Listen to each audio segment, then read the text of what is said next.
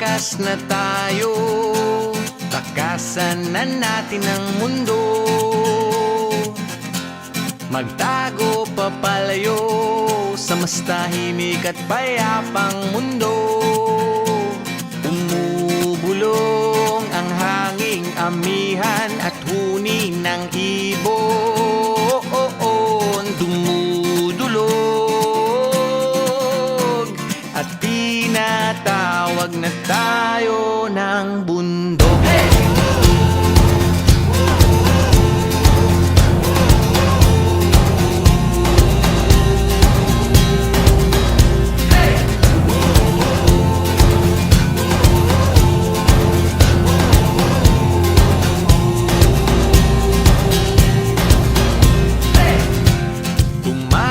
Na tayo, palayo sa maraming tao. Tumulay at magtago sa maingay at malabong mundo. Bumubulong ang hanging habagat at hampas ng alon.